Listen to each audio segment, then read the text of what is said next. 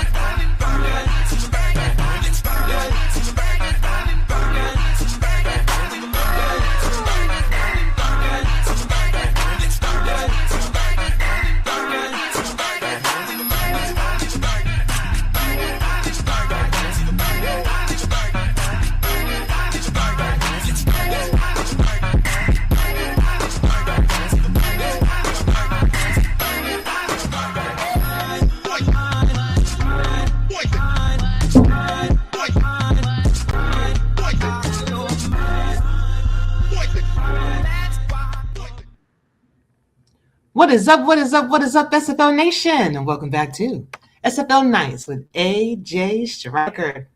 Thank you so much for joining me today, tonight, or whenever you decide to hit that play button or turn on that radio dial. I really appreciate it, y'all. I have a great show, kind of a chill show planned for you tonight. Now, you know, the new season is right around the corner.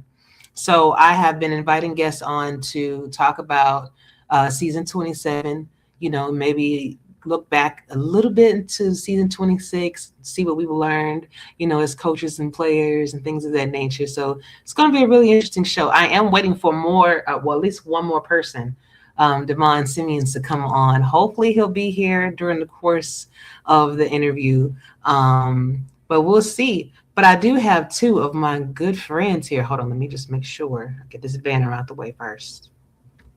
Okay.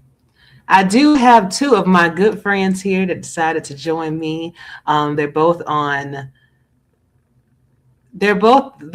taking their own journeys, and it's interesting how both of them are they're on their own journeys, but within the same realm. You'll see what I mean in a second. I'm going to invite Mr. Alex West and Mr. Chris Porter onto the show this evening. What's going on, fellas? It has been a minute since I've seen both. It's good, y'all. It's good, AJ. What's up, Alex? Time has passed, and yet I still feel like it was just a minute ago. But no. Whoa, it's been months. Indeed, man. Indeed. We all getting a little grayer, you know, faster, it seems. Who's counting? It's me. I'm checking every day to see how many more gray beard hairs I'm getting. I don't like the number. We're not talking about it. Whatever you do, don't pull them out. Don't cut them out because they grow faster. Well, they don't worry. They'll grow back anyways. That's not the problem. They're very stubborn. any I pluck out, a new one will take its place anyhow. So it's very I am Spartacus. I got a couple coming in. They all right there. Oh, hey, that's Hudson Cruz right there. Hey, Hudson. It's like I cut him Monday, and all of them came out. I was like, damn. I trimmed my beard, they just popped out. Like, what is that? That's coaching shit. That's Gotta embrace it, though. Gotta embrace it. Man, indeed. Unreal fan 11, wiser indeed, babe. Indeed. That is a mark of wisdom. Well, thank y'all so much for being here. I really appreciate you both for taking the time out to chill with me tonight. Let's start off with, real easy questions. First of all, what's new with you, like in your personal life, that you would be willing to share with us? And let me start with you first, Coach Poe, on that. With my personal life, actually last night, me and my son, my 5-year-old son, we went to this promotion, SoCal Pro Wrestling. Ooh. And then we ended up, my friend is actually, he has one of the championships of the promotion. So he was like, hey, do you want to come out and carry the flag with us for me? I was like, yeah. So me and my son came out, but then my son, he slapping the fans like he in the wrestling thing, and he trying to go into the ring, he going backstage. So he had a little fun with that. And then as far as I have a podcast that I'm doing, my regular podcast, Pro Politicking. That's the one I interview a lot of guests and pro wrestlers, athletes. But also I started a veterans podcast called Still Serving. So I've been interviewing a lot of veterans of late. I probably interviewed about 25 so far. So I like hearing about the veteran stories. It's kind of more, a little refreshing, and just to hear a lot of where they came from, and a lot of them are still serving today. And then the main thing, you see Mississippi General, so I did put in a bid for SFL team. So that's what I'm working on besides that. So besides that, life is good, life is great. Dope, man. I saw that. We're going to talk a little bit about the Mississippi Generals, definitely. But I did see that, I think someone took a picture, a video, and you put it in your server of you guys yesterday. Yeah.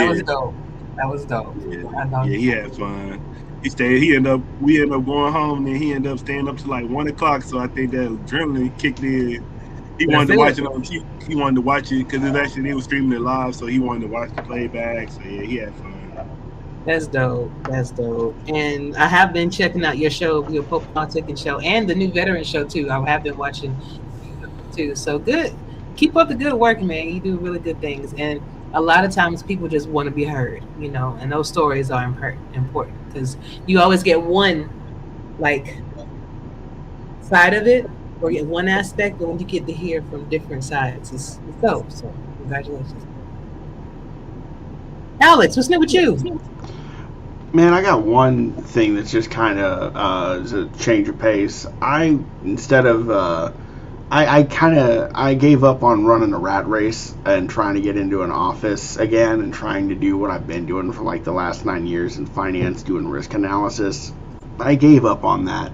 After doing a little more research into it, one, the work that I do, I could only get on entry level where I'm doing. So I decided, okay, I need to do something different, start fresh, and got plugged into still doing finance, but instead of doing risk, instead of working for a big company processor, now I'm just doing financial coaching and looking into actually helping people reduce the amount of money that they're paying on their insurance on a month-to-month basis, try and get them paid off their debts faster, and get it to where they can actually retire on 7 figures, so you can actually retire. So that's all without actually charging them either. So that's what I'm working on right now, is actually getting my licenses so that I can do all that. And I've got a great coach and trainer who's helping me every step of the process, and I'm excited about it.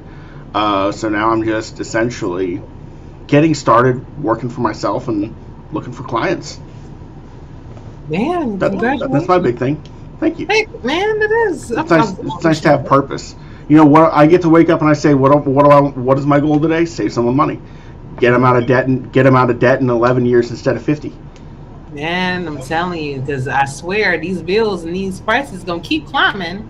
So if somebody could actually be a hero and help people, see things a little bit differently, that's a blessing. So I wish you the best of luck in that. Thanks. Indeed, indeed. So, Chris, now are you a defensive coordinator? I'm no, For Albuquerque. Swole does the defense, but I would say I'm more of the head coach. Oh, yeah. Yeah, I'm more the. I mean, because me and Swole work together. I do offense and do defense, but I'm like at the end, I'm the one that I'm pretty much the head coach. Because Swole is the GM and the owner, so. Gotcha. Okay. So He thank kind you. of took over when I coached in Cannon, I was the defensive coordinator, but then in Mike Twin School was the offensive coordinator. But the last season I was there, he kind of didn't want to do it no more, so I was doing both sides. My last season, I just didn't tell nobody, and then I went to Atlanta, and then Atlanta I was the head coach, but Swole was the defensive coordinator. So it was always like we always been working together. And then like I said, so when we went to Albuquerque, I kind of just took over that role. But I would say I do offense, but then like I said, I do help with defense too. But he brings in defense, but I say I'm the one that always submits the final game plan every week. Got you. So I asked him this the last time we were on the show together. You know what happened, season 26 to Albuquerque, because typically I'm used to you guys being deep in the playoffs. You know what I mean? And I want to know from your perspective, what changed or what happened? Man, we just had a hard schedule. we went 6-6. We beat Vancouver. We beat Vancouver by a lot. Vancouver won. We won like 4 straight at the end. So man, we just had a hard schedule. Like we like every week pretty much. We had no. I think we had OKC, but we had OKC at the end. Besides that, it was like we was playing playoff teams every week. So hey, it be like this sometimes. Like sometimes you don't get no. I think since we made playoffs like two or 3 years in a row. Mm-hmm. I think that kind of like I said, we just got a hard schedule last season. Like I said, we went 6-6, so I'll take that. Like I said, we won 4 in a row in the end, and then we could have made it. We was like almost made it, almost didn't make it. And then last time I checked, we beat Arizona. We beat Arizona 2 seasons in a row. Last time I checked, so. We're not talking about that. We're talking about the games that you lost, though. We ain't talking about Arizona. I don't be talking, so people don't be knowing. But we beat Vancouver twice. Like, yeah, we beat Vancouver too. And then even people don't understand. Like, actually, so in Cannon, the playoff season, we beat Vancouver 40-0. That was me. That was me. 40-0. We beat them in the playoffs. That was me. But it don't get said, but that was me. Then we beat them again. So I like beating Vancouver because even though they did win, I'm glad to say we beat them. I beat them. I think I might have a winning record against Vancouver, but hopefully we can beat them next time we play them too. I mean, well, iron sharpens iron. So in order for you to be better, like you gotta beat the best. You know, be the best. That's why we've been beating y'all heads. We've been beating y'all heads. Okay. I like how you keep saying that. Okay. I'm just saying we beat y'all 2 seasons in a row and nobody. Yeah, I don't think it was 2 seasons. I gotta double check that because I can't be trusting. We beat y'all the last 2 seasons. Nah, bro. I can't be trusting everything I hear. You know. You better look it up. I'm telling you. Oh, I will. You know I will.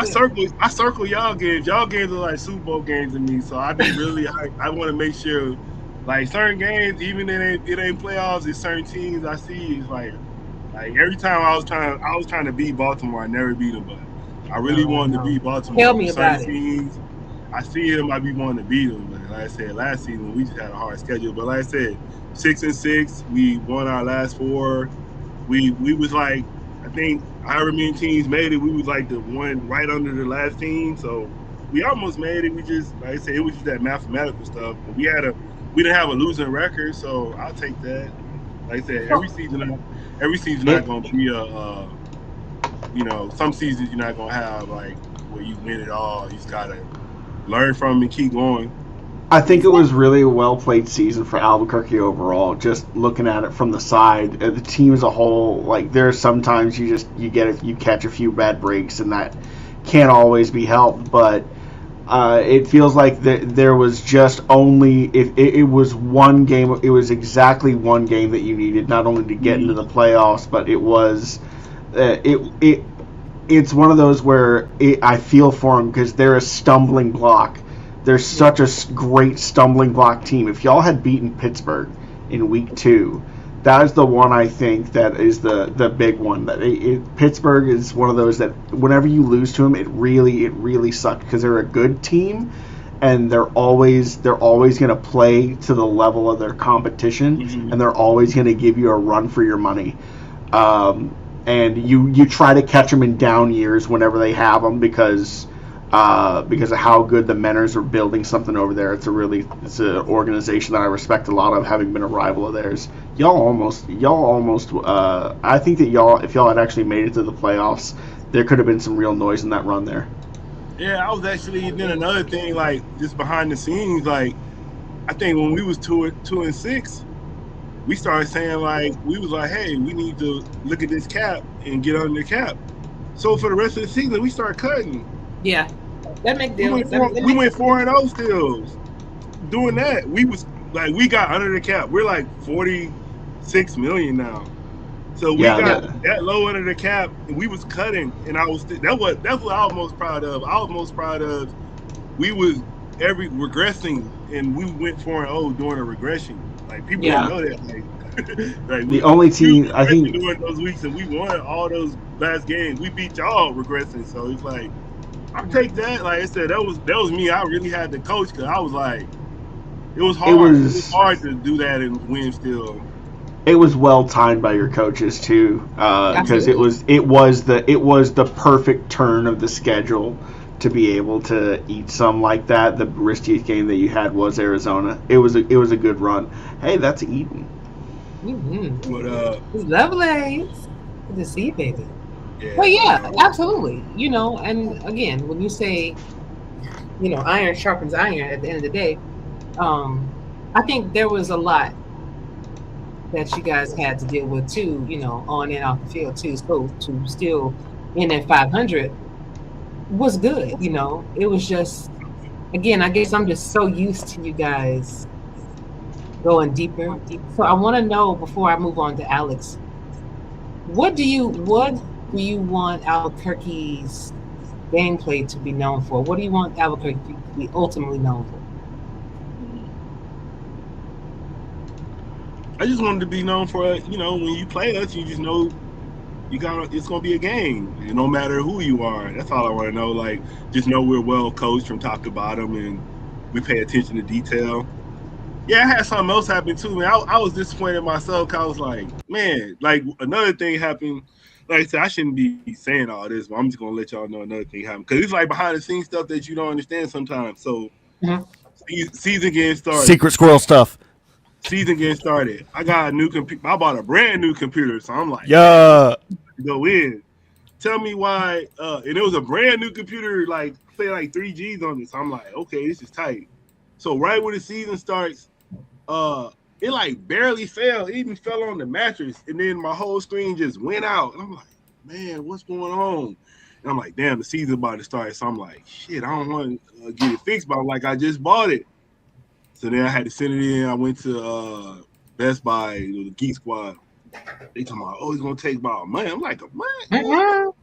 I'm like, really? And they was like, yeah. So it took like 3 weeks. So I think like the first 3 weeks, 3-4 weeks, I couldn't even do nothing until I got my computer back. And then once I got the computer back, I had to play catch up. But in the first 3 weeks, we was kind of like, it was more just swole, and I couldn't do what I wanted to do. So I was disappointed because a lot of them games, like you said, I just wish I had my computer set up and it went down. But like I said, some stuff happened. Even the year before that, shit, I was in the hospital with gallbladder surgery. Like shit happened. Like it'd be other shit happening. So that's why like I'm in the hospital with surgery. Even when I was in Canada one time, I was in the hospital like a week with shit. I just don't be talking about it, but it'd be like real life stuff going on. That's why that makes sense. Yeah, people stuff be going on like you, but still, like I said, I still want to be known for no matter what's going on. Even though when you coach it, like you're never gonna have a week where I'll be like, unless it's like I said, the computer. But besides that, I'm gonna give like I usually spend like I'm spending about at least about 60 hours going to prepare against whoever I play with. Like I'm gonna make sure I prepare the best I can. Like I said, I'd be like by the time I remember one time, man, like we beat a team and I prepared so hard and tears just started rolling down my face because it was just like, dang, like I said, when you put all that work in and you get the results you want, it's just like, man, that shit crazy. So yeah, I just want to be known for like being one of the best. I guess what I would be want to known for. That's what I want to be known for. Indeed. And you know what? Thank you for sharing that with us. You know, it does give perspective because some people, I promise I'm gonna get to your question, Alex. But some people feel like, you know, when you're an entertainer, when you're a coach, when you're doing all of this, even when you're a commissioner, right? You have to be there. You have to be this. But you're also human and things happen, you know? So if you're behind on things, if things are just not flowing the way it usually would, just be understanding and have the grace, you know, to be able to be like, all right, I get that. But I thank you for sharing that, you know, because I had no idea you was going through that. I had no idea about the gallbladder surgery. I'm grateful that you made it through, you know, good and everything. But yeah, so you just got to be careful, you know, when you're saying certain things because you never know what people go through. Yeah. Alex, former Lexington's Miners member. Yeah. Over to Detroit. So moving isn't just changing teams, it's changing lives. So what was the toughest part about relocating your entire family? And why was Detroit the right opportunity for you guys? The right place? Well, it's not. The hardest thing about relocating the entire family, for me personally, is one thing, because Boys to Men had a great song about it. It's so hard to say goodbye. I'm not going to do it. I can't. You could have. To yesterday. But no, it's hard to say goodbye to the franchise that, you know, I was playing with literally as soon as I stepped foot onto the league, joined the squad at large. To not be a minor anymore is a little surreal. But time marches on, team needs shift. And one of the things that has been a personal goal has been an opportunity for as many of my friends and family that join the league that want to all be able to play together in the same place at the same time. And everyone had opportunities to see where they would land naturally via the draft, via free agent signings, get seasons in other places. But whenever it became clear, whenever there was communications between me and the Lexington front office that I wasn't going to be returning and they weren't going to be extending me another contract for season 27, I had already felt that like there was only so much time there for me if I was going to be able to play with all of my friends and family. So I was asking questions to see if there was anywhere. And for a while, it didn't seem like there was going to be, because it's easy to get a single wide receiver spot. It's not too hard to get a wide receiver spot, especially if you're bringing along an offensive lineman. But things start getting more complicated the more players you start adding to the mix. And it is no small thing for any one team to have a starting spot for a quarterback, a halfback, a wide receiver, a cornerback, and a safety. And to then have room for 2 offensive linemen on the side. That's a big ask.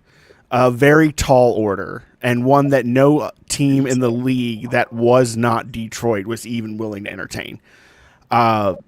Detroit had some of these holes naturally, and has by virtue of their own roster building and construction, they have a lot of very creative player builds and a lot of things they can do that allow people to play multiple roles. So having so many specialists suddenly come in and having the outgoing personnel they expected, suddenly they needed a quarterback, they needed a wide receiver, and they were able to move another wide receiver over to make room for the new halfback. There's a lot of seamless transitioning here where we're lucky to be able to fill in a lot of gaps that Detroit would otherwise have maybe been scrambling a little bit to fill if I and my family weren't looking for another place to land.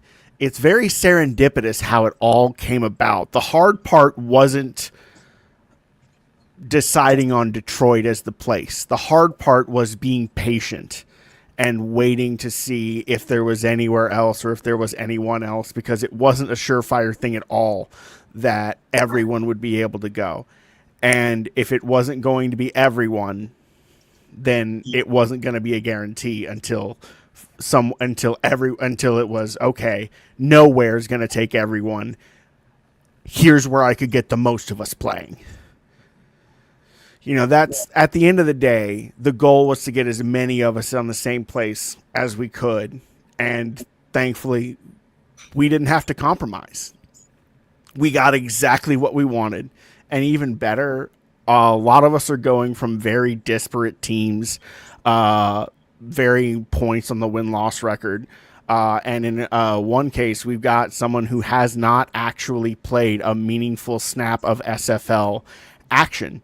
In terms of really playing football, because we don't count kneel downs and we don't count holding for field goals. Sorry, folks. Respect to the Mexico City Aztecs, but Dakota's ready to play.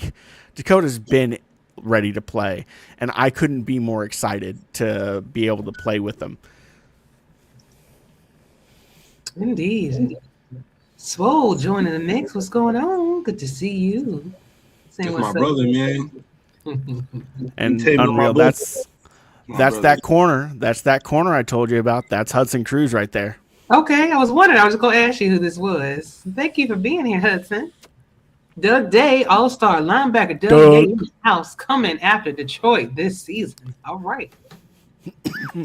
Come see me, Doug. Come see us, Doug. You're going to either try and come blitz off the edge, but you're going to leave a nice spot over on that side of the field. I'm going to be running slant routes all day. Yeah, y'all got Miles over there.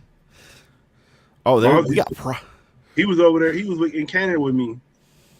Oh yeah. Yeah, so I know y'all pretty in good hands if y'all got him over there. Cause I know he knows some things. So, dude, I'm so excited. I'm not gonna lie, I'm crazy excited for our coaching staff, our front office staff, and just the people that are in this particular locker room and in the coaching rooms. It's a really exciting place to be right now. And expectations are understandably high, but there's a little bit of confidence that the rest of the team is carrying that's infectious, and we're just all of us are so ready for football. I can't tell you how ready for football we are. Okay, well, since we so ready for football, that when y'all got enough linemen, we have 6. What? Yeah.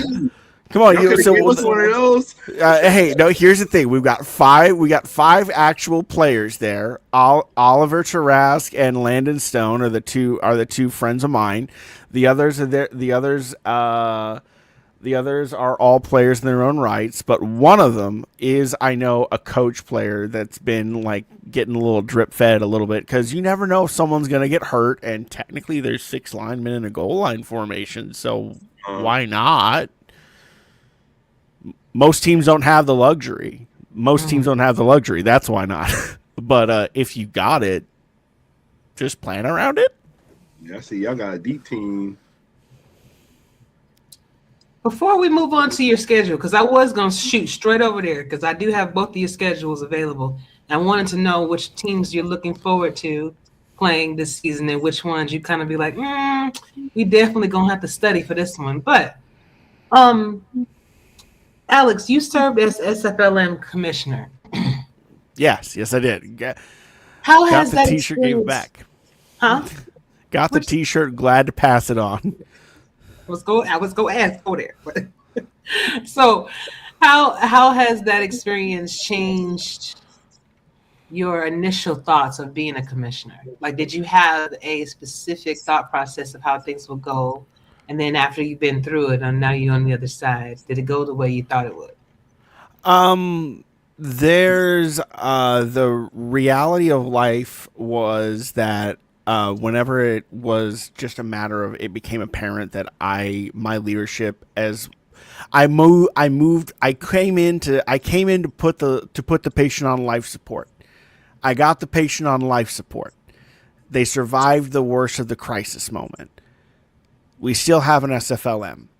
But at a certain point, you take the patient out of the ICU, you get them out of the ER, and you get them in the hands of a specialist who's going to handle care from there. Someone who's going to do something more personalized and something that's going to not be moving fast and breaking whatever you have to try and keep something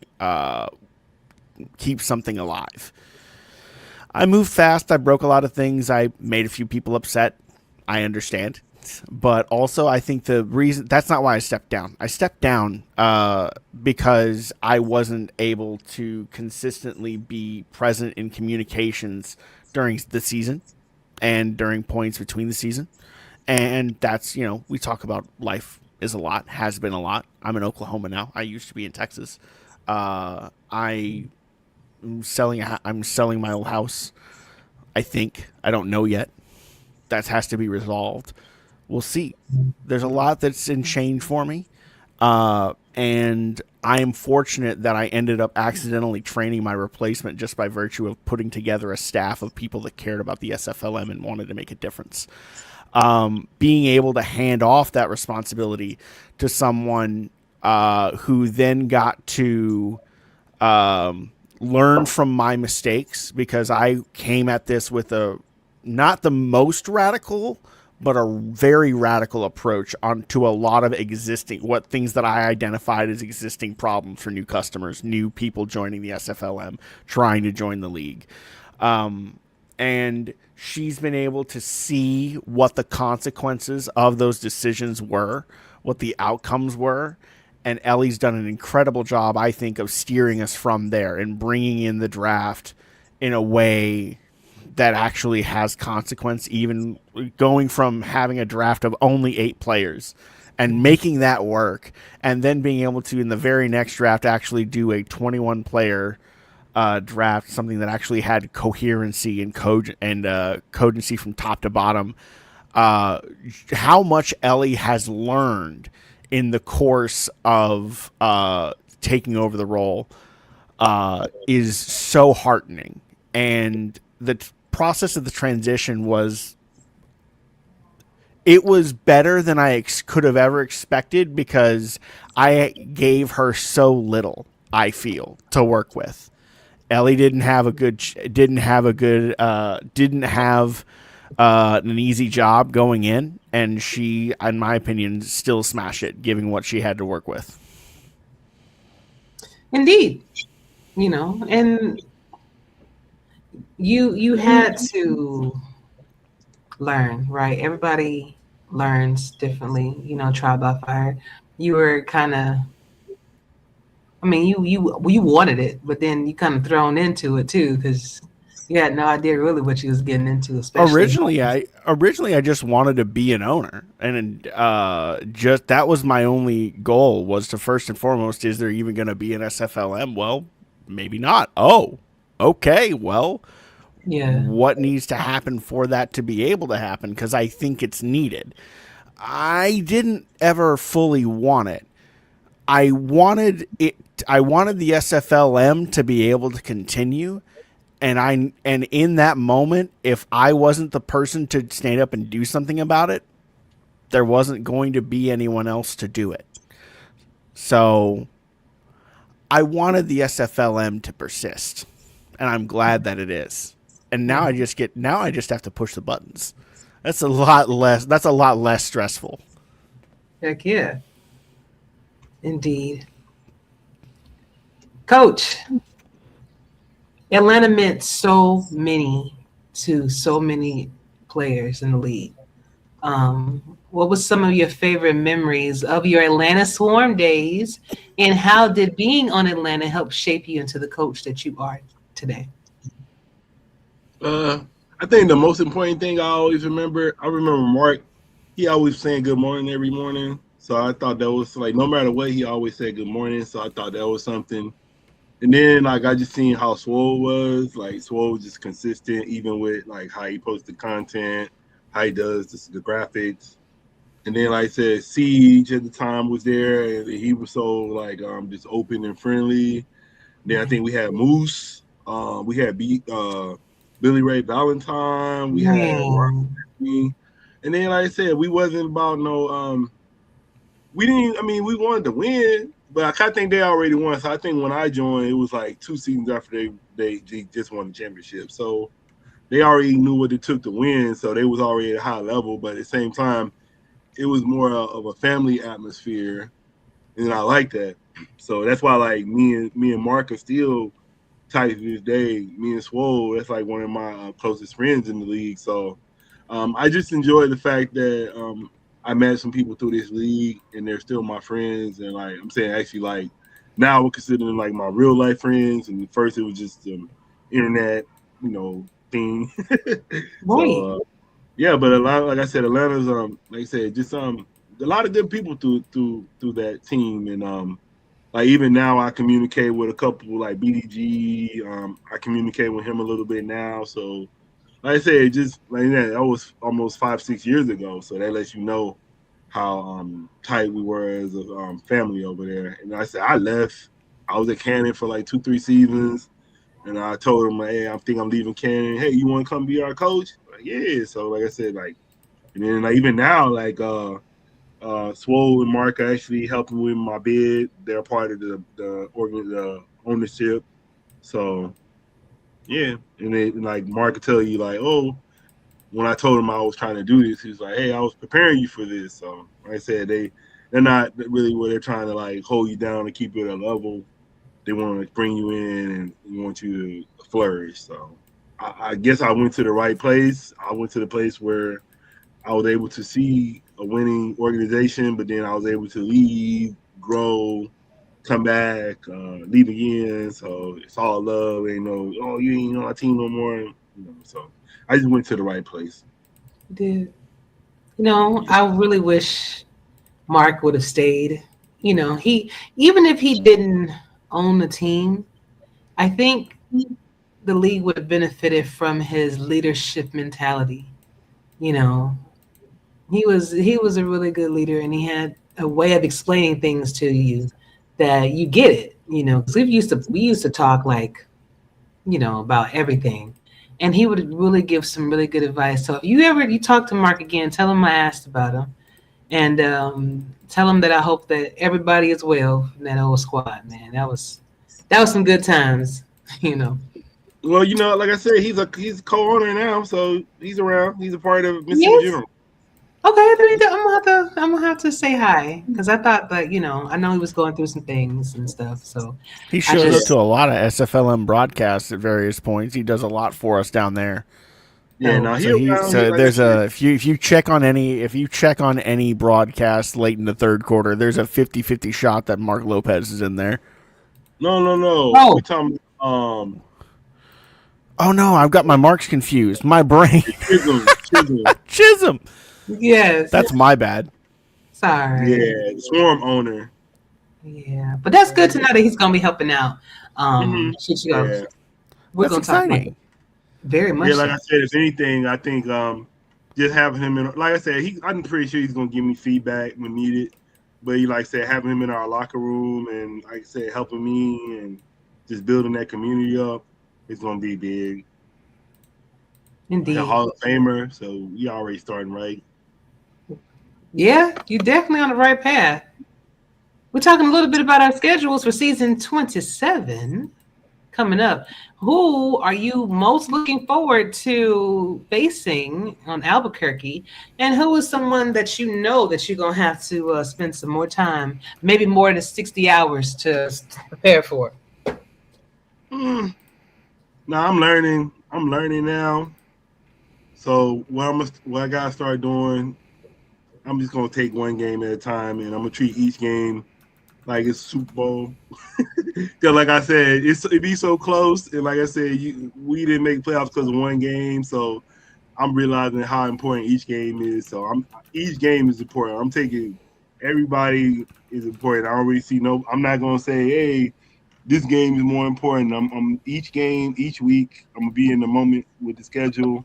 So right now, Lexington is the top team. So I'm looking at them like they food, and they gonna get it. Then after that, it's gonna be LA. Then whoever's going down that schedule, I'm gonna try my best to win every game. Even if I don't win every game, I want to be prepared. I'm gonna prepare as we, be in the best position that our team can win. So I'm gonna try that each week, and I just want to be to do that. Like I said, I don't want to look too far ahead and all that no more.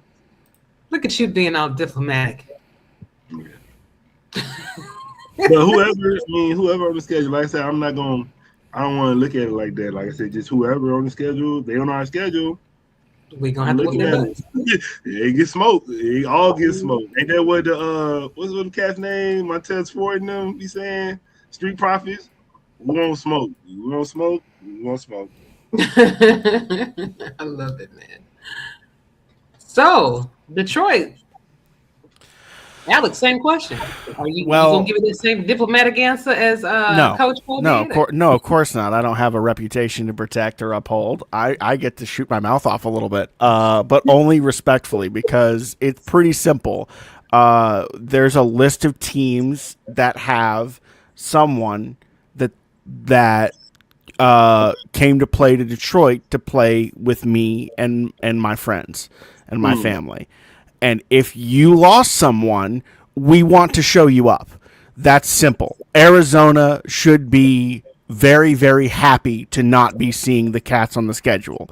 If you see us in the playoffs, you will be less happy to see us. Full stop. Lexington is sweating us in week 1. I am looking to show up Nate Haslip if he's still around. I want to make J-Rock cry. I want to make Lexington weep bitter tears that they decided to let me go. It is personal. I do love them, but I want to make them miserable, and that's just a fact.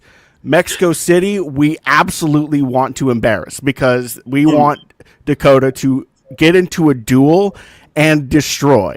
These are ambitions. These are goals. We don't know what's going to happen, but speaking as someone who knows what he wants to see, speaking as someone who knows how excited we are as a squad and how confident we are in ourselves, there's no reason that I shouldn't be excited to watch this team week in and week out. I believe in myself. I believe in my family, and I think that we are going to make all kinds of noise. There you go. Also, just because I respect them so much and I love them as a team, and they're late on the schedule, so it's going to be a hard matchup, Birmingham. I love Jimmy Hatsis. I love Michael Goodman. I respect the hell out of them. That's going to be a hard fight, so I'm going to be looking at that one. So you're not scared of Chicago? I respect Chicago, but no, I'm not. I'm not shaking in my boots. I do like the redesign, though. I do like the redesign. Yes. Chicago, I like. I mean, yeah, they're cool. I need proof they can run the football. Yeah, I was surprised last year because I was just thinking. I was like, I thought they were gonna get off last year, but it was fun. It's a great setup, but like Chicago, I respect them. We're gonna have to beat them in their house at the last week of the season. But right before that, we do have Mexico. We have Vancouver, and we have Birmingham right there. And at least we're at home for Vancouver, but we're away for Birmingham. That's those are two tough matchups if we are in the middle of a playoff race. If we're in the playoff hunt, if we're trying to jockey for position or jockey for seeding, we can't afford to lose those late games. We can't afford to drop those two. That goes from 1 seed to 4 seed real quick.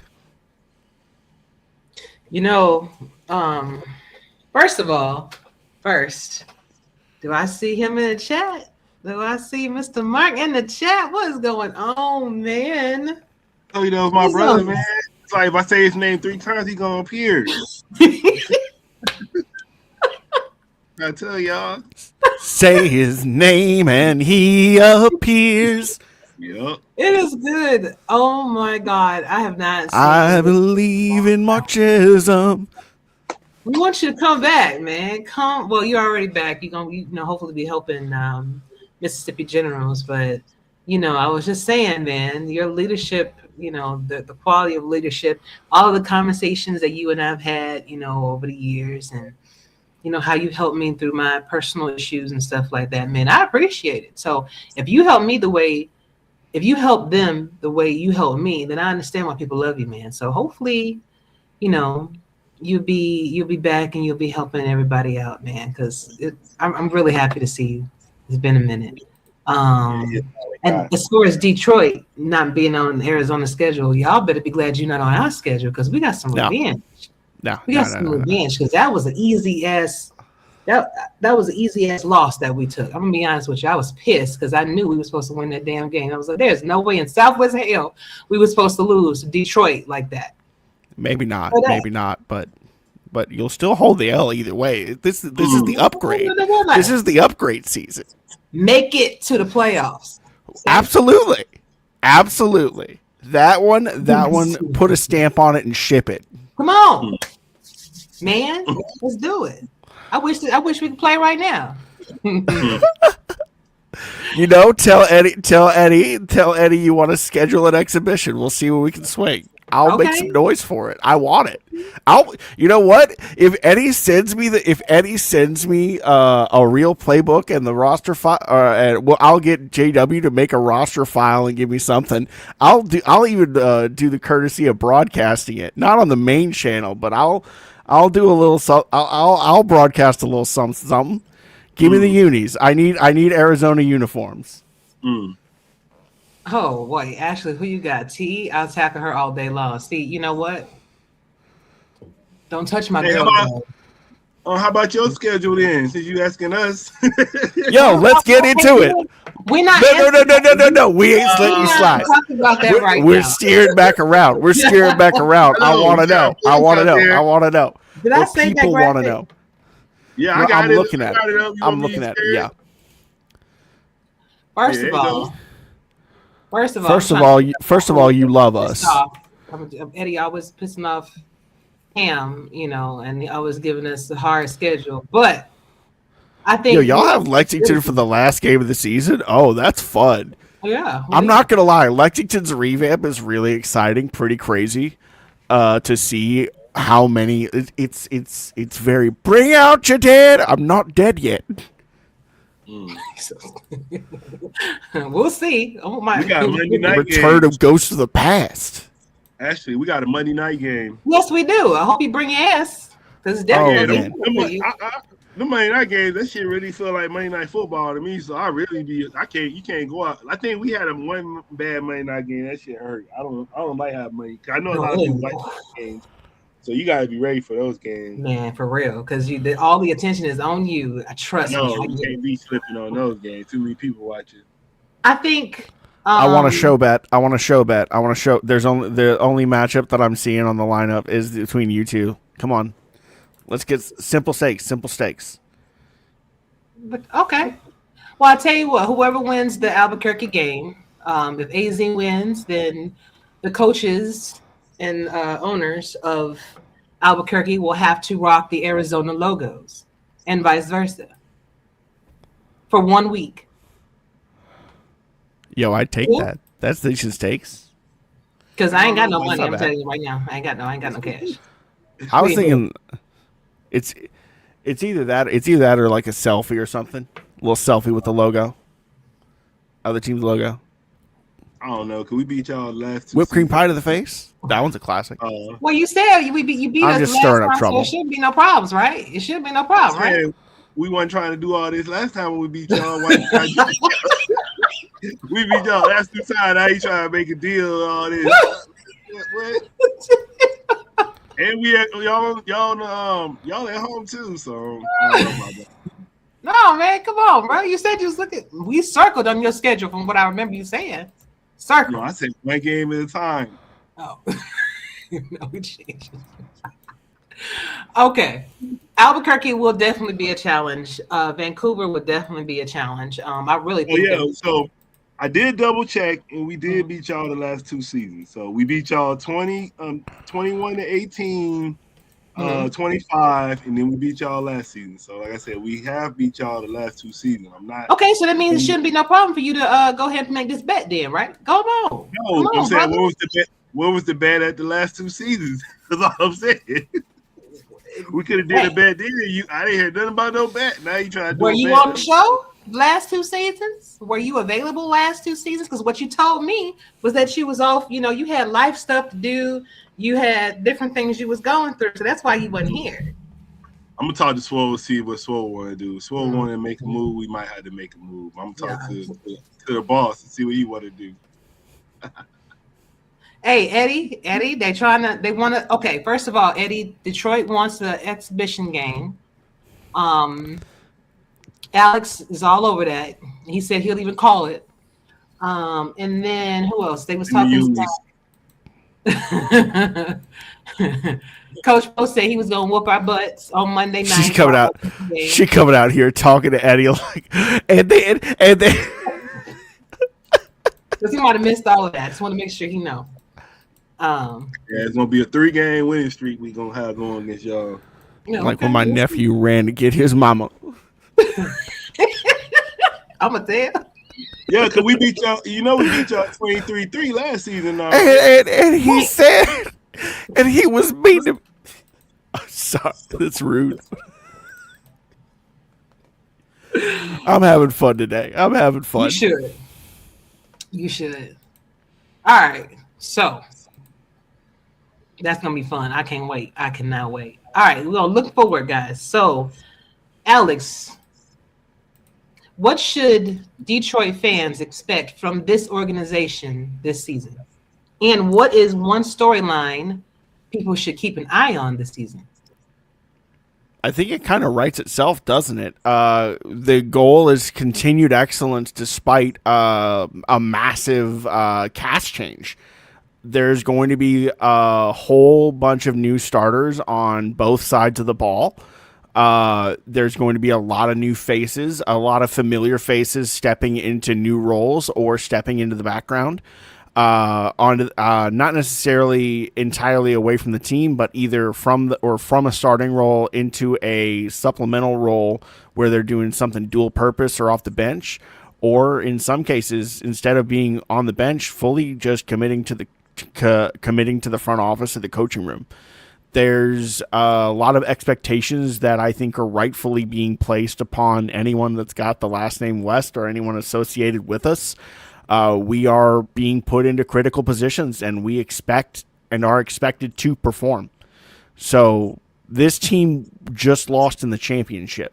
The expectation is still to get back to that championship for everyone else in that locker room, even though there's a massive overhaul. And in fact, we're expected as a group to elevate our performance. We want to win the championship instead of just showing up. A participation trophy is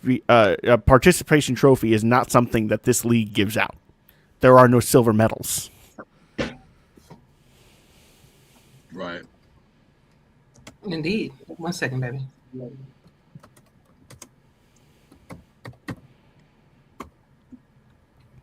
Yeah, because I mean, the storyline will say, "Oh my God, how is it, that Detroit lets go a quarterback that took them to the championship, and replaced him with, a promising one. How do you know to trust that gut feeling, or to go with what you know at the end of the day?" Some of it would be me speaking out of turn or speaking on behalf of the front office, but certain places and times, whenever there are changes that happen on a bigger level, these things are usually planned out ahead of time, and it was pretty clear. I want to say at least from what I recall, later in the season that Ethan and Detroit were going to be parting ways. I can't remember exactly when, or even if I could, I would want to be vague about that because I don't know for certain. I just know when I found out things indirectly. So when that change happened, it was ultimately, as far as I know, amicable because Ethan's been nothing but a class act in the Detroit spaces, in our spaces since he left.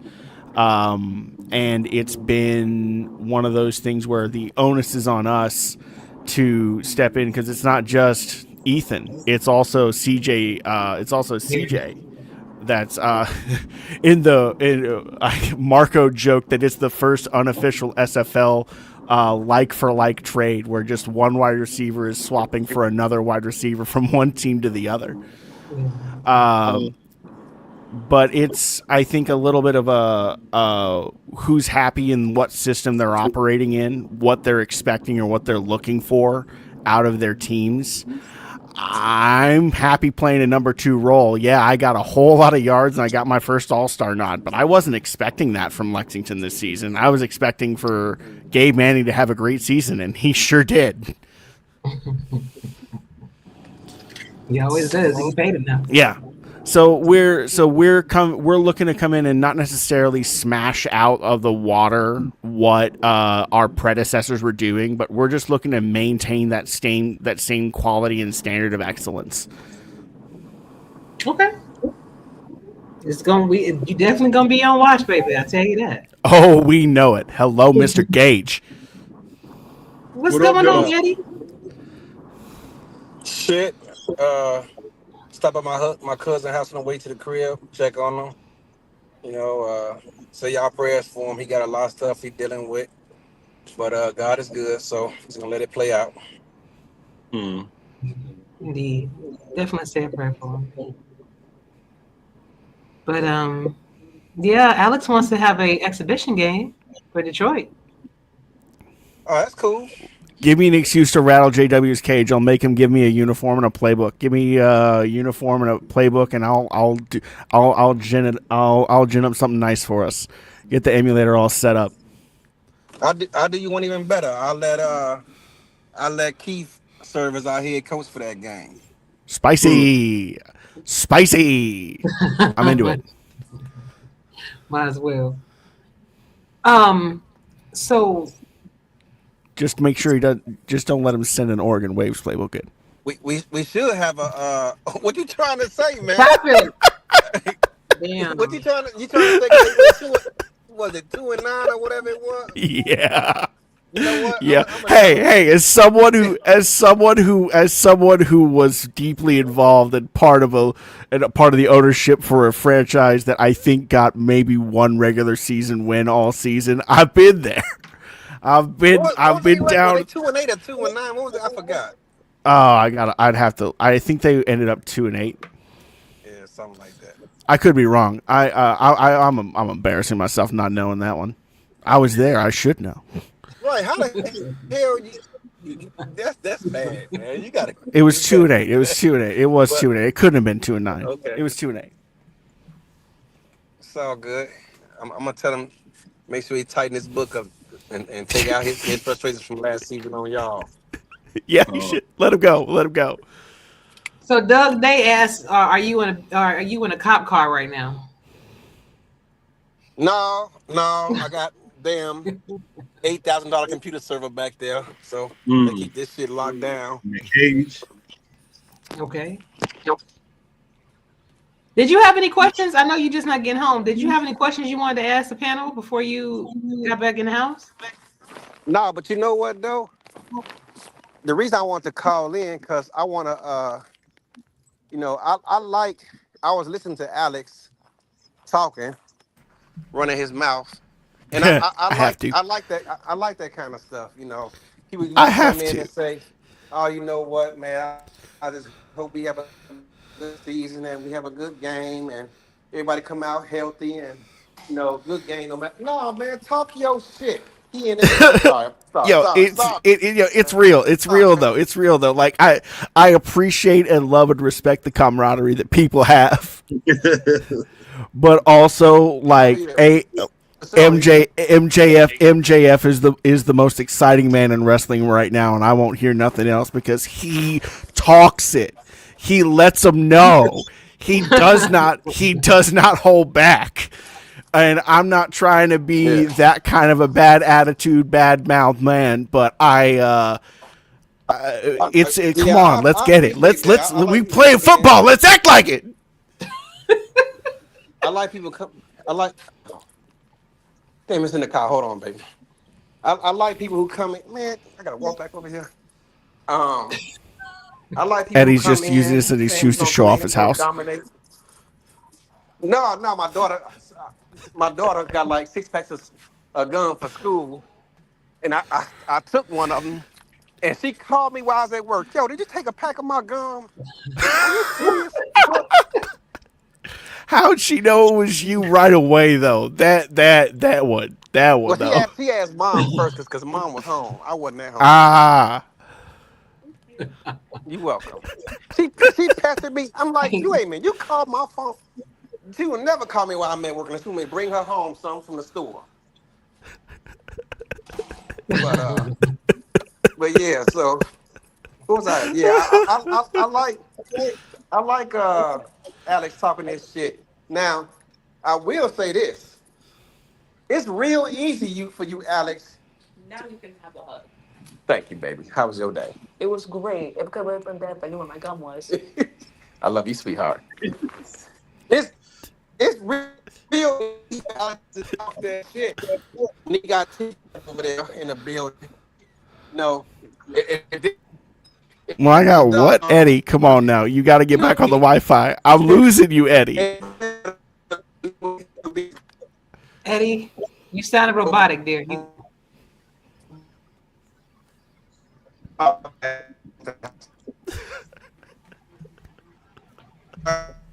You got to go to the good corner of the house. Isn't this man?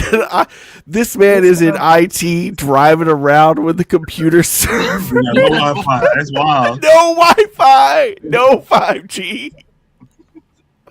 Oh my God.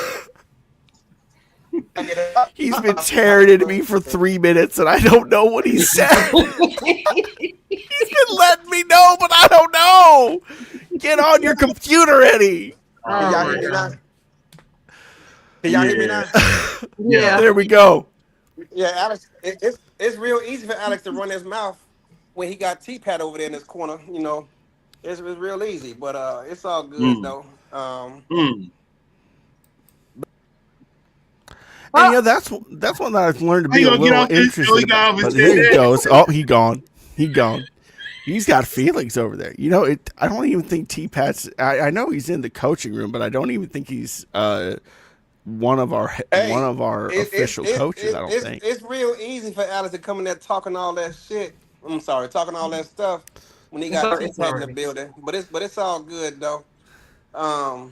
But no, I like that. You know, you get tired of people saying, "Well, we just hoping for a good game and may the best team win." No, man, talk your shit. Dude, I'm sorry.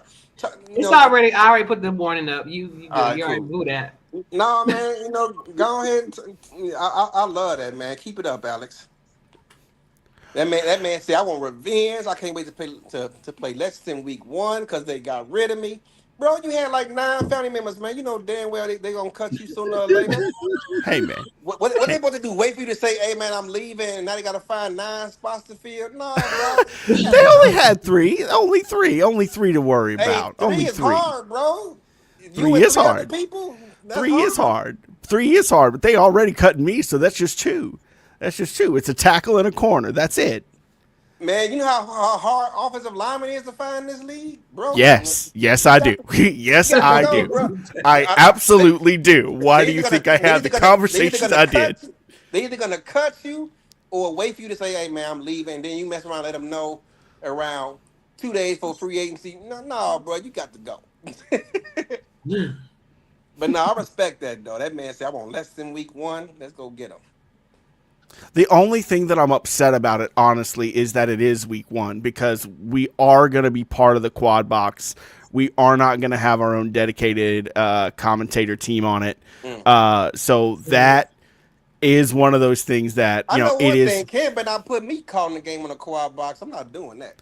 That's one of those that, if I remember right, wasn't that one? I think it was a no commentary setup at the last it was like convention. one commentator and he was switching games. You know what? We did that in Vegas too, though. I think at the Vegas convention we had that. We did.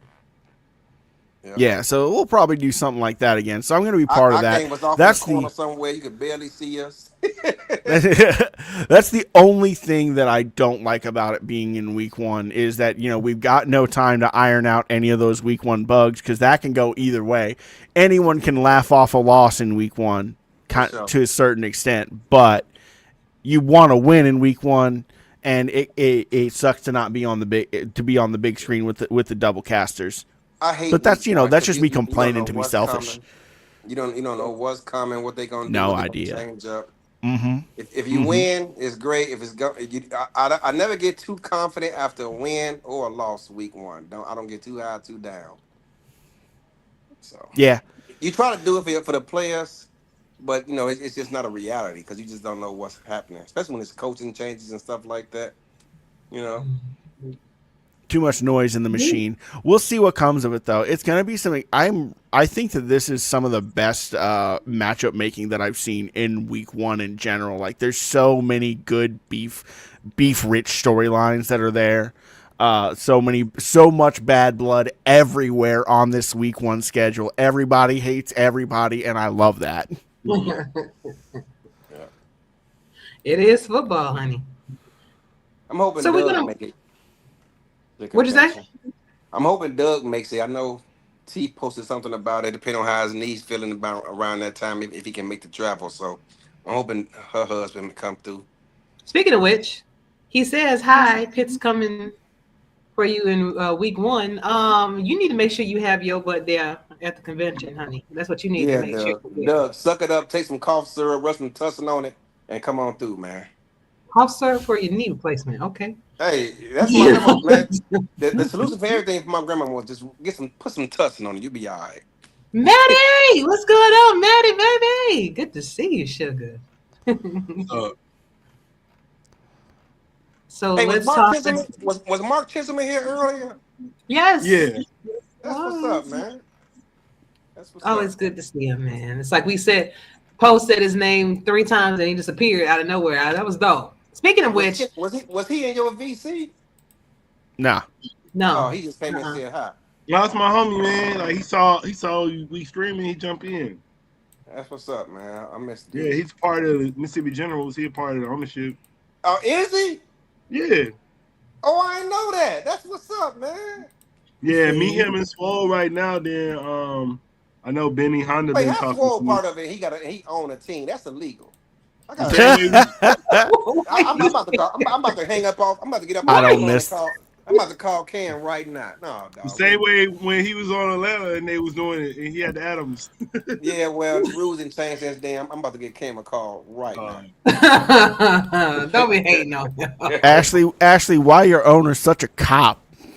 Man, oh, bro, never that, man. F12. Hey, I did not know Mark was ownership, man. That's what's up, dude. Hey, but so Ashley didn't know that we beat y'all the last 2 seasons. You remember? No, I said I had to. Oh no! Like, you sure? I'm like, yeah, we beat y'all the last 2 seasons. She talking about we sure? Like she don't know. Okay, first of all, first of all, no disrespect, but let me tell you something. When we played y'all, bro, I was in school. Well, I still am in school, but actually, and this I don't really talk about this, but it's whatever nowadays. But bro, I was in school working. My mom had just moved here, bro. I was barely home. I think I was running like 2 sims a week for like 5-6 weeks in a row last season. What about the season before that? I ain't got no excuses the season before that. All right. Well, we're gonna play again. But what happened the season before that though? When we spanked y'all ass. Y'all got us. Well, I'm saying we won Oh last wait, two. you didn't mention that though. Yeah, he skipped we won over last two. He skipped over that part when we beat that ass. But we gonna play again. We gonna see y'all. Hey, how many times we pick off your quarterback that game? Was it 4 or 5? I forgot. I had told her, I said I look forward to y'all game. I just be sitting there. You know what I do? I just like watching all these little. I watch all the shows, and I just like when people say when y'all say we gonna lose. That made me go harder. Dude, everybody take it so personal, bro. I gotta pick somebody to win, somebody to lose. I know. I'm just saying. I just take it. Just even everybody. Mark, boy, when they say we lose, it made me go harder. One time I picked Mexico City to lose, dog. Bro, they won that game like the last minute. Bro, before the credits was even rolling, Mike Daggs called me. Hey, bro, don't ever pick against us to lose again. God dang, bro. My bad. You would get mad for real. And then every time I pick DC to lose and they win, that's your text me, hey, bro. You gonna learn. Calm down, bro. Sully is in the building.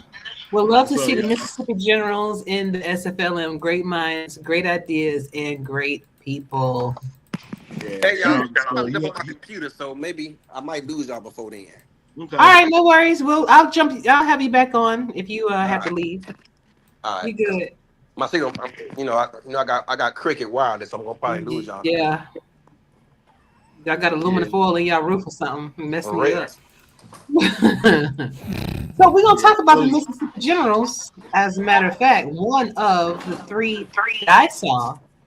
3 teams that were applying for SFLm bid. You had the Desmontes Corn Kings. I don't know if that was a real thing. If it was, all right. Very real.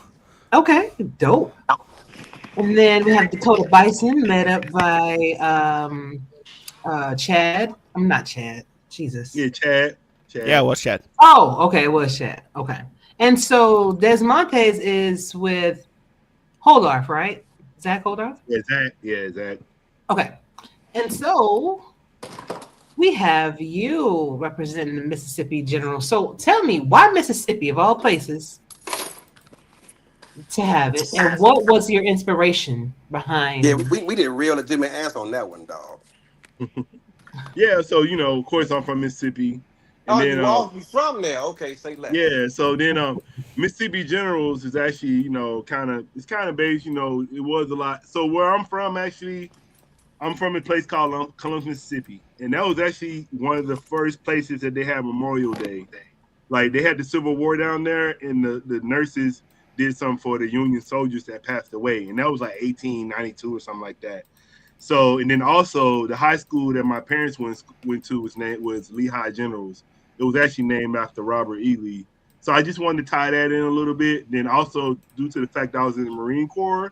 So that's why I wanted to do general, just, soldier, military, just to tie in the military as well. So, yeah, that was what it was all about. And then I just figured out, like I said, we don't have too many. I was looking at Mississippi because I was like, well, we don't have, I know Atlanta left, and then we don't have no Alabama team. So I just figured that was a good place, Mississippi, because we don't have no place. We don't have Alabama, Atlanta gone. So and that's where I'm from. So, yeah. So what would you like year one, hypothetically speaking, you guys get the bid, right? What would you like your very first season in the SFLm to look like? I'm just big on branding. So I just want us to look, like I said, I want to make sure that I showcase all our players. So I would like to do interviews, content on them, just make them feel a part of the league. So I want to make sure when they, I see a lot of times people might go through the SFLm and then we had a quarterback, Adams, we won that year. His name was Dots. He won and everything, and he just disappeared. So I don't really know what that was about. So I don't want my players to do that. I want to be able to keep, just make them feel like, family atmosphere. They're part of something bigger than themselves, and bring that into, if they go pro, that same attitude. I don't want people where they do like one season and they leave. So I just want to build up that like I said, build up that fun and excitement about the league again that I had. Like I said, that I still have. I've been in this league since 2020 now, so yeah. Time flies, man. Time flies. Yeah. So, hold on, let me go back up to my questions for Alex.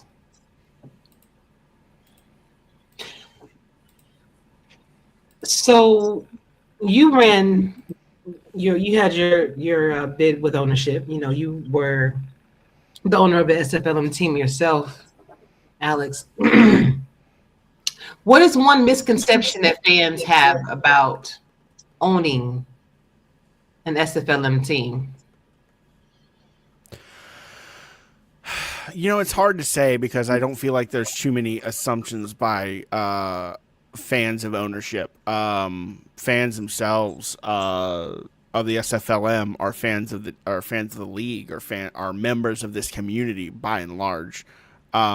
We don't have a following bigger than us, so it's more about understanding, you know, I guess to some extent, what are some general assumptions about the community, or that the community might have about being an owner.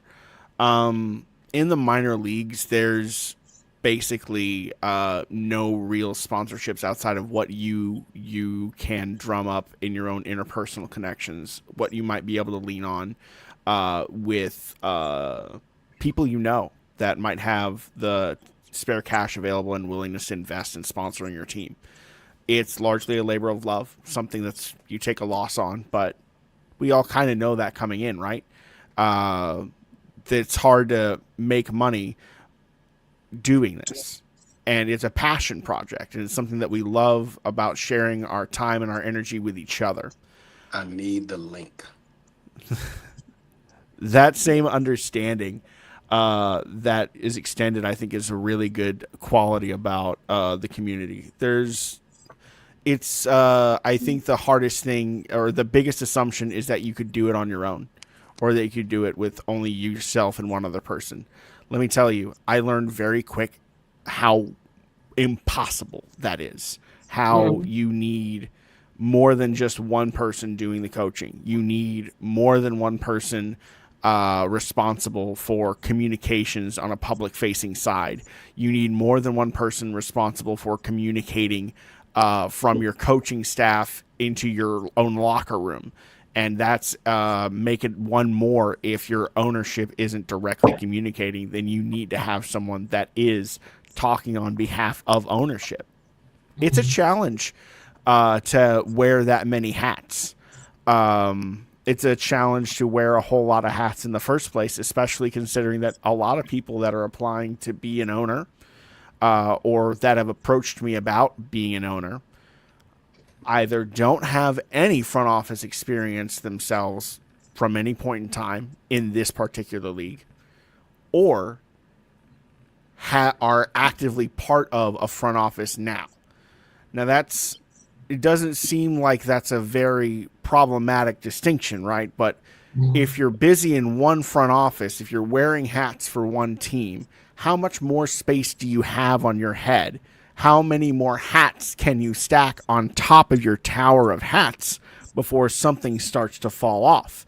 It's hard to do it by yourself. It is. So it's so important to have a concept of staff around you and to have that support network in place. Because if you're going to own a team, your players deserve it from you. And if you are only owning that team and you're a coach, that is the one place in time where I could see an owner doing it all. But even then, what other responsibilities do you have on your plate? If you do have a 9-to-5 job, that's understandable that you can do this in your spare time. But is this your only hobby? Is owning and running a team the only spare hobby that you're going to have? No, you probably have your own pro team that you're on and interacting with, or that you have some responsibility to as a player.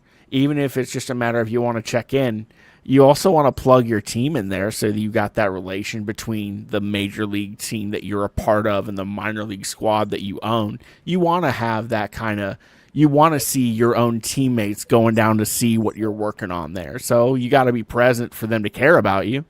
So suddenly you start running out of time before you even realize it, doing it all yourself.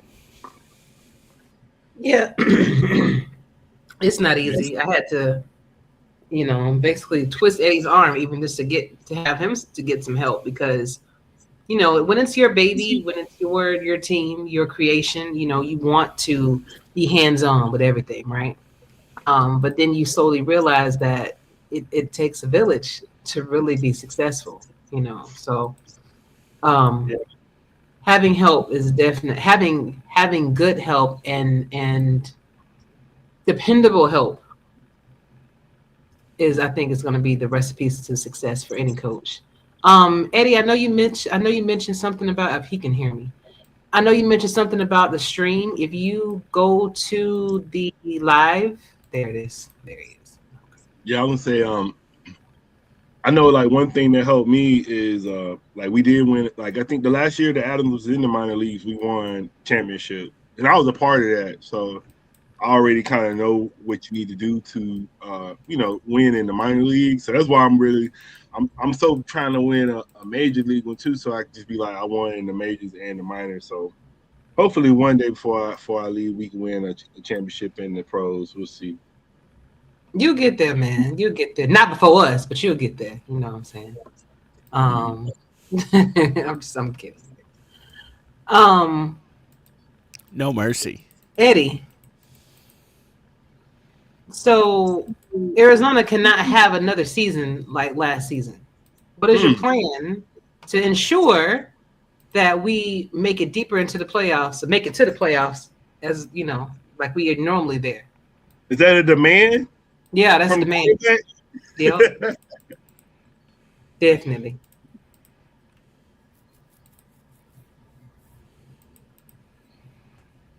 Can he hear me? See, like he still get ready. Lord. He must be okay. Are you talking to us? No, he not. Okay.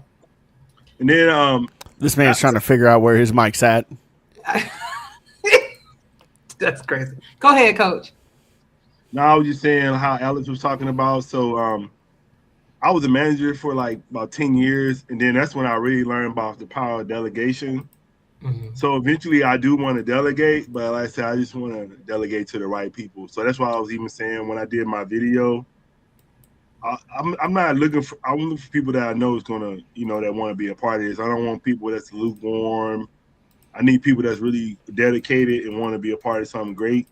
And then if I get those people, I can build. But I just need the right people. So I'm not going to be trying to get just anybody and everybody just because I'm like need people.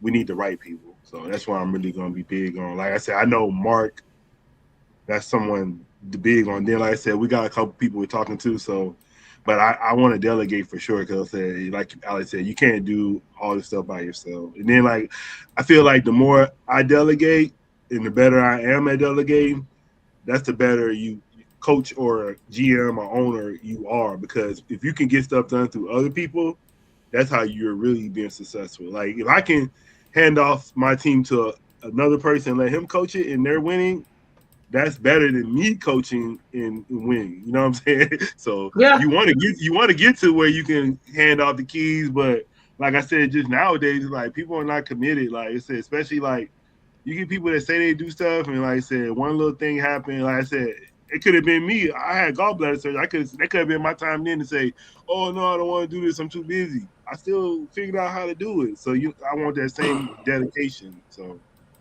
right. I guess because we have it, you want to be able to surround yourself with people that are like-minded. That's important. Yeah, so hopefully, like I said, I'm just gonna keep doing my messaging and my content, and I'll gravitate to them people that's those people come to me. All right. So I have lightning round questions for everybody. Eddie, are you still muted? Lord have mercy. Can y'all hear me? Okay. Now? Yeah, we got you. Yes. There we go. He lives. There we go. Before we move on to the lightning round questions, I do have a question that I don't know if you heard. So what are we gonna do this season? It's gonna be different, man, because we have to make it, deep into the playoffs and to the championship. Like we can't miss it no more, man. So what is your plan to make sure that we do our thing this year?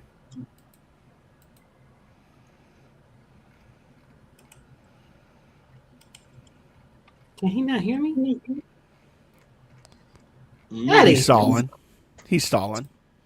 This man's nervous. Please. You hear it? You hear? Damn.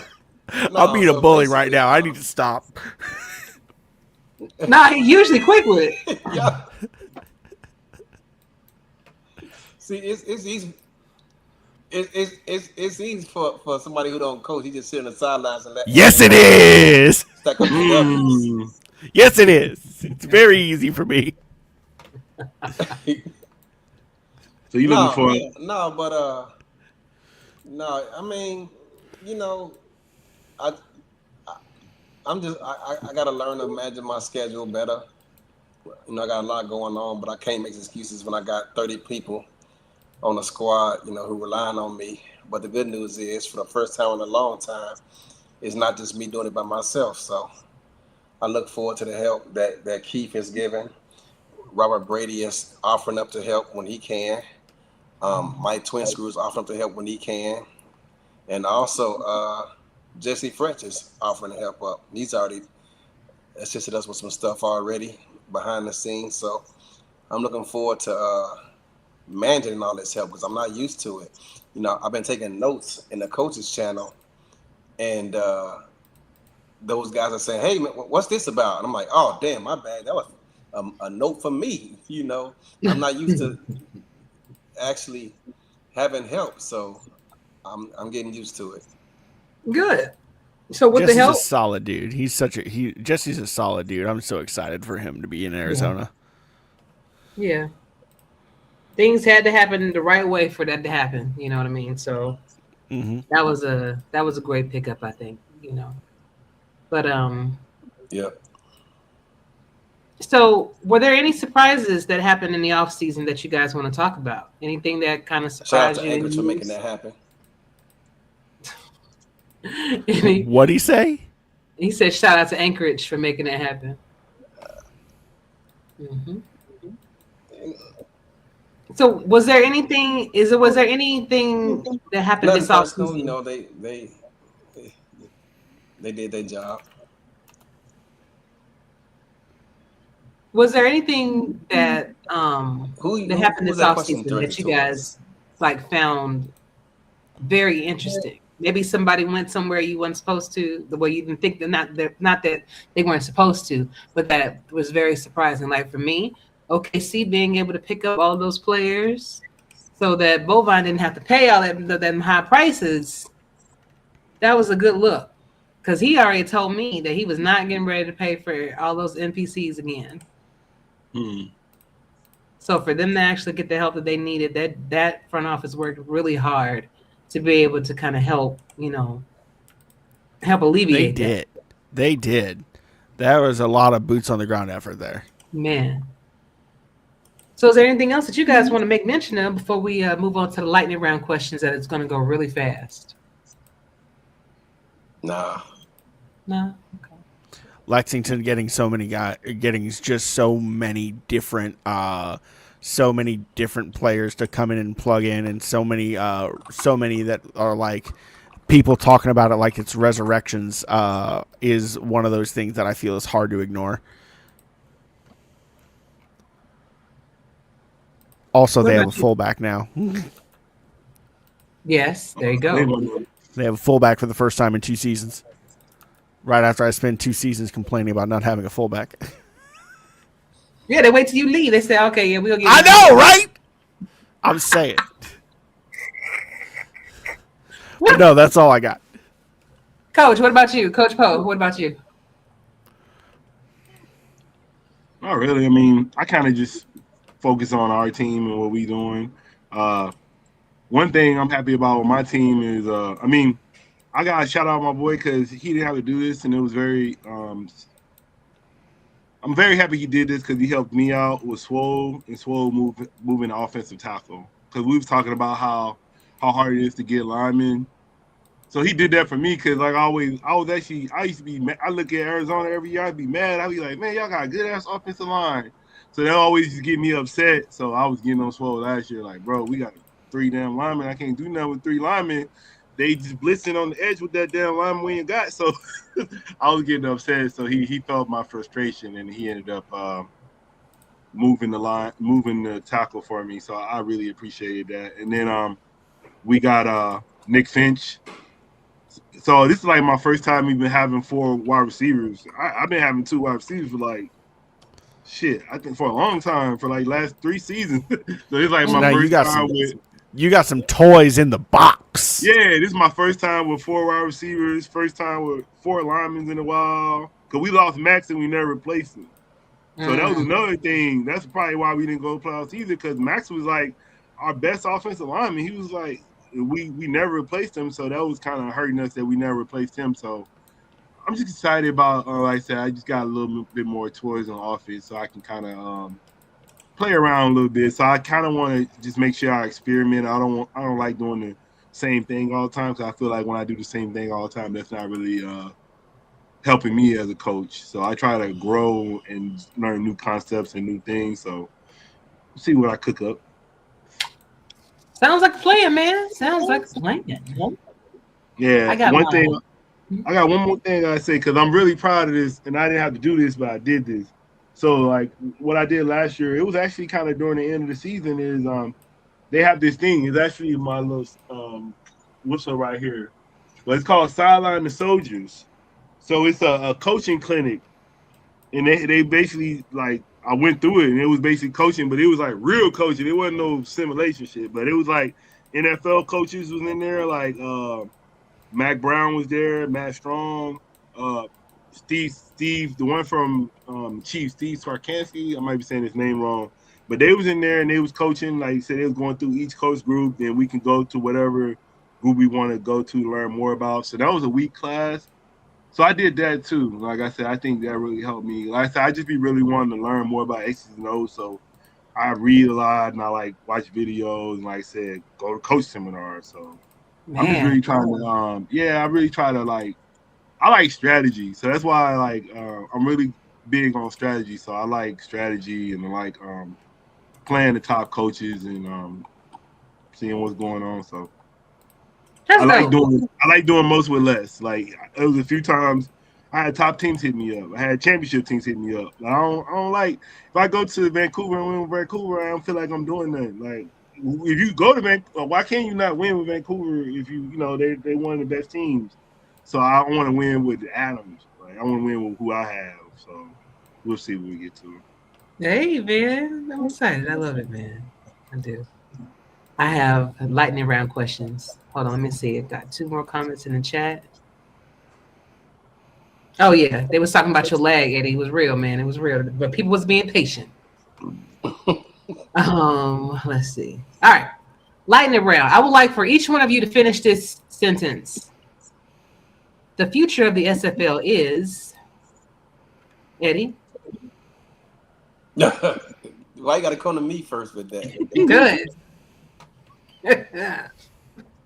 The future of the SFL is. That's a 2-part answer. For the SFL, it's always bright.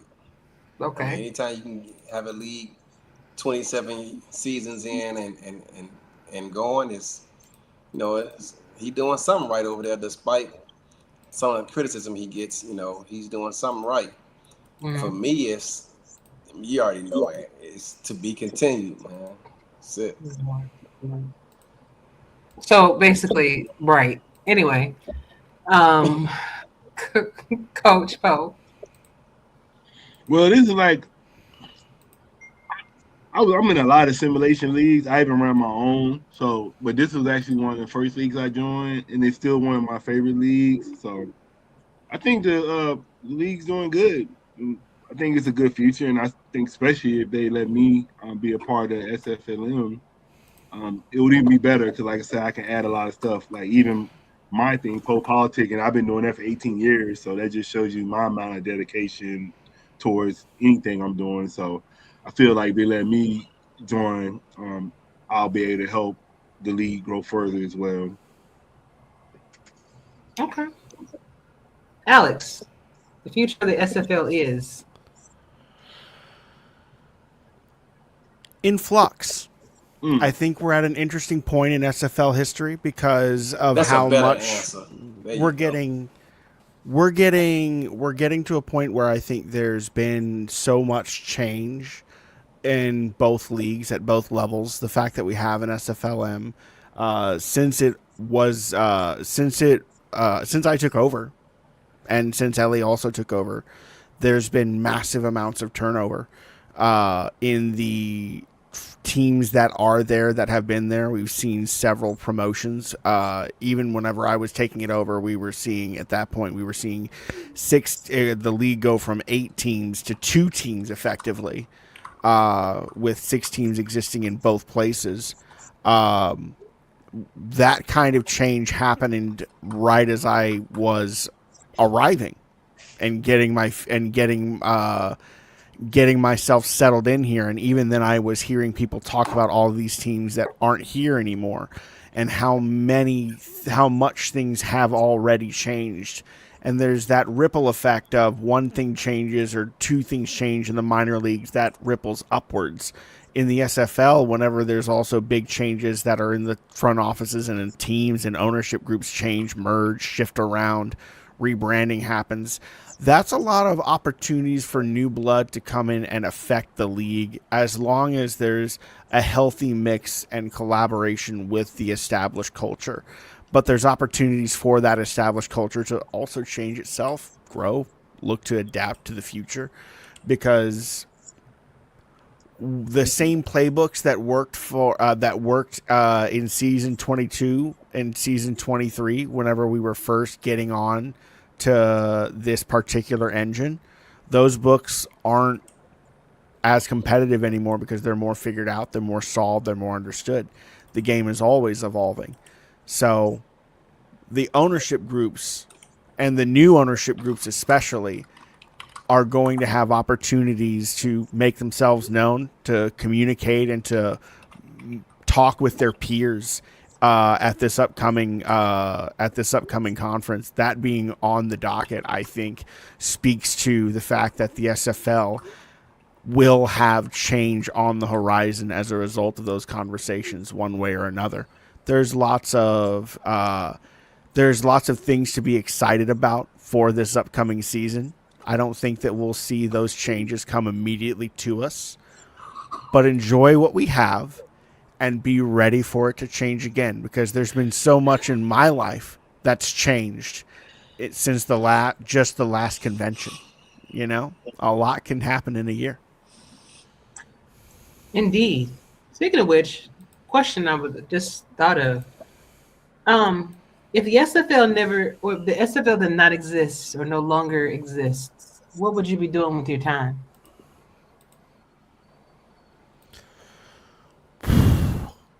I'm using a lot of RPGs right now, so my knee-jerk reaction would be probably 1 or 2 more tabletop RPGs than I'm already doing.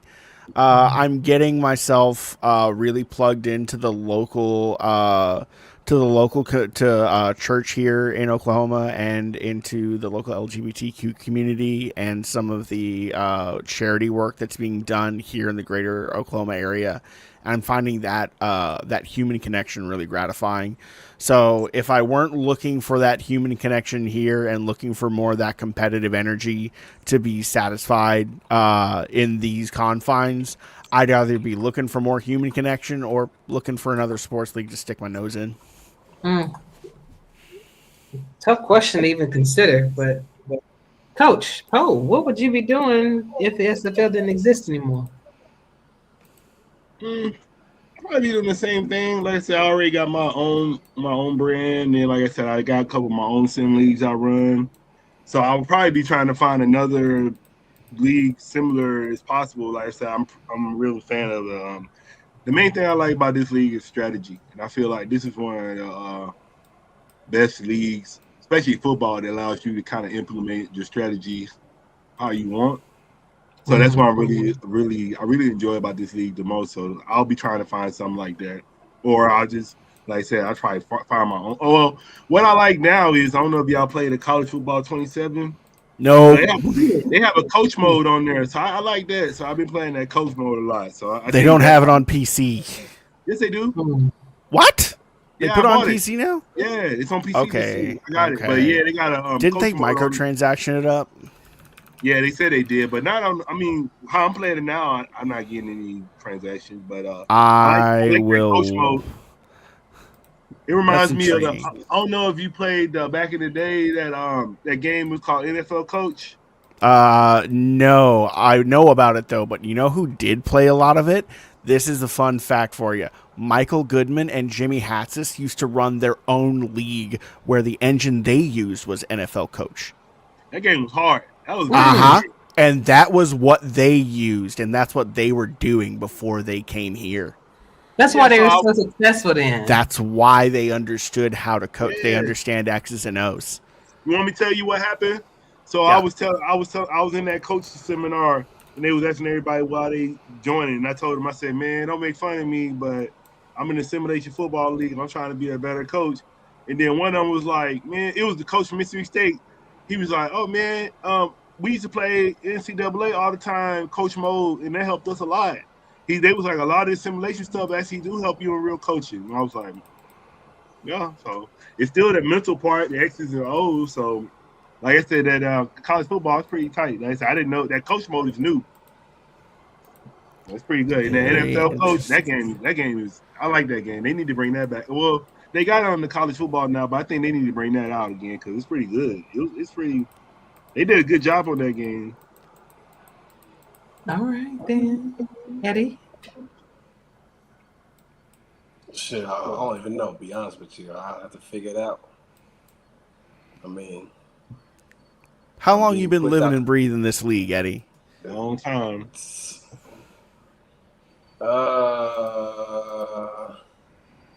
12 years.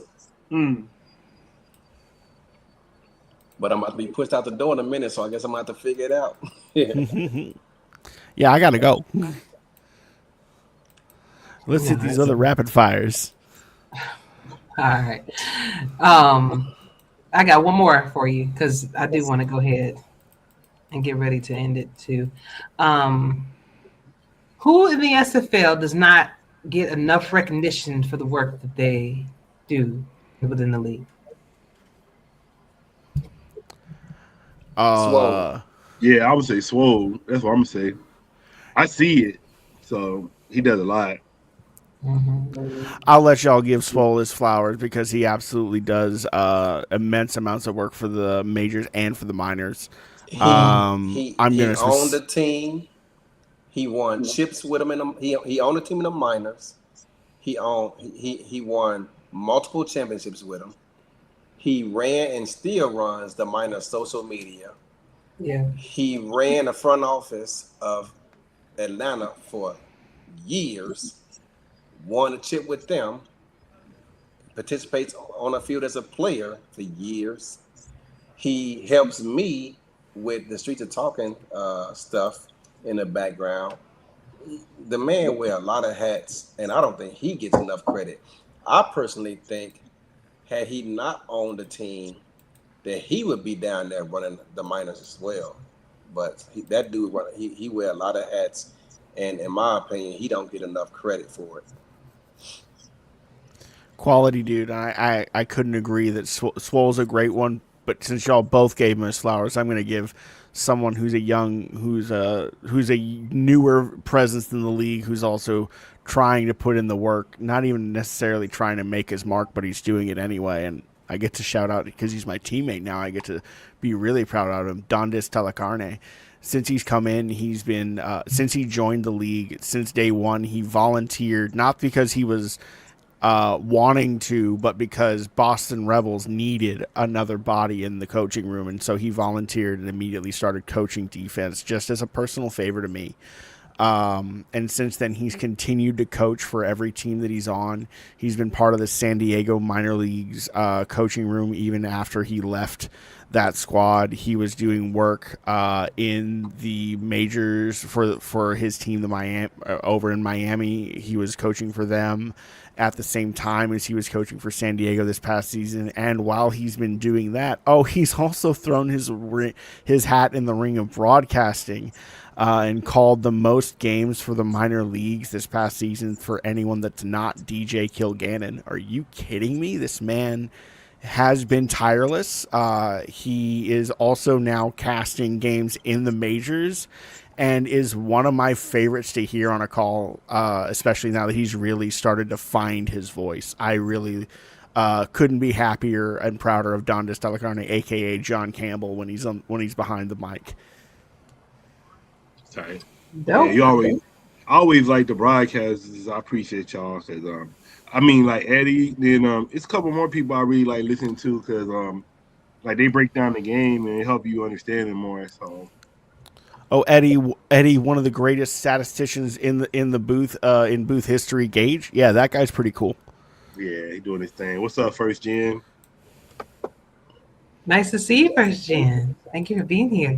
And you know what I realized before I give you guys the last word? Coach, you linked your Twitch and your YouTube channel to this. You did. That is absolutely dope. I didn't even know you can do that. Yeah, I was trying to get more eyes on it. Because I was like, oh, you live. I thought you weren't going to be live. So I was like, well, I might as well stream it and get more people watching it. Well, I appreciate that, brother. I really do, man. Yeah. And then I just want to start saving all our I'm just gonna keep a file of all the Mississippi General stuff. So I want to save it too. I already have it. Beautiful. Well, I tell you what. Nice to meet you. Nice to meet you, baby. That's my homie. It's my homie. They like some OGs, man. They be all playing video games though. But like that's why they name first gen gamers, like first generation gamers. So they like all like OGs in their 50s playing video games. So it's like future me. They all so that's my homie. He be in there playing. Hey, you know what? Maybe we should have a show dedicated to all of the, old school gamers, and we talk about all the old school games and why, the pros and cons of all that good stuff. That's a good off-season thing. That's not really like one of the things I really like about this league is the when we was on All Pro Football, ESPN. I'm not a fan of like Madden and the new shit. I like the old look, the old feel. I like even doing the playing the regular sims. I like looking at old players. So I like that feel. You do music too? Yeah, he do. Oh man, I'm definitely gonna have to talk to him because I need some music that ain't gonna get me in trouble on my show. Yeah, they're on Twitch because he's on Twitch, so they got a channel on Twitch where they do music. They have shows, a lot of stuff. That's my home. Oh, hey man, I love it. Well, fellas, it has been an hour and 47 minutes. I thought we were only gonna be here for an hour. My bad. But it was a pleasure hanging out, chilling with you guys. Please don't be strangers. Come back whenever you can. But I do want to give you the last word. So, Coach Poe, I'm gonna start with you. Anything that you want to get off your chest, anything that you want to say to the league right now, maybe why you'd be a good coach be a good owner for the Mississippi Generals right now is the time. Yeah, I think they make the announcement tomorrow. Well, yes, they do. So I think I was like the only. Oh, that's official? No, they announced it tomorrow. Oh, okay. I think I was one of the only. It's three of us, or how many it is? The way you talking, though, it's like you kind of giving it away, but it's all good. No, I didn't tell me anything. I don't know nothing, but I was just saying. Okay. I'm the only one that like, okay, we made the announcement, like, we put a bid in, and then I'm the only one that made a video talking about why I did a bid. So that kind of like lets me know, like, okay, and that was like on the 12th. So it's like, there ain't no other team made a video just saying what's up, what they trying to do. So that was kind of like, I think having Mark in your corner made you a strong bid too. But even I hear with Mark too, but that's another thing. How you was talking about Alex, how you was talking about Dundays, that's me. Bro, I started in this league 2020. I was on Lincoln and I was coaching Lincoln. And I was started day one coaching Lincoln. And then I went to Atlanta and I was doing stats the whole goddamn time I was at Atlanta. I went to Cannon. I was there, me, Mike Twinscrew, KJ, running all them goddamn sims by ourselves. They got good. Then Miles jumped in and took over. I went to Adams, built them up like that. So, I mean, I've been doing the same thing. It's just like I don't really be trying to get my name out there and all that stuff and bragging, but I've been a part of this league and I've been doing a lot of work from day one. Even Mark, I coached Atlanta by myself. When I took Atlanta to the playoffs, that was me and Swole. That was nobody else. Mark was not helping us with that. So that was not Mark input. So I've been doing this for a while. Like I said, 6 years by myself. So, and then like I said, just my experience. Like I said, I have leadership experience. I was Marine. I got MBA. I got a Master of Psychology. So I've been doing my own podcast for 18 years. I done interviewed 600 people, like Grammy Award winners, athletes, whoever, name it. I just don't brag like that, but I interviewed so many successful people. And I'm even, like I said, I studied for boxing. This is even this right here. I'm a USA boxing coach.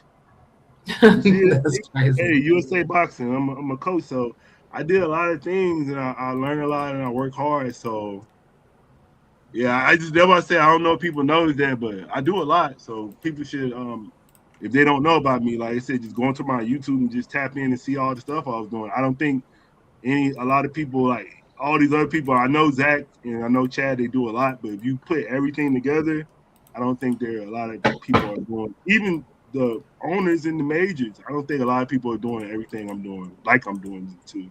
So. Indeed, man. Well, that's why you've been in the game for a very long time. So if anybody that's in the I just don't be bragging, man. I hear you, Eddie. I hear y'all always bringing up the Mighties and all them other coaches, man. But I'm up there too, bro. That's why I be trying to beat you every year, because you always bring them coaches up and you'll never bring me up. Or you just bring it up like, or you think Swole doing it. It's like, bro, no. Yeah, Swole doing it.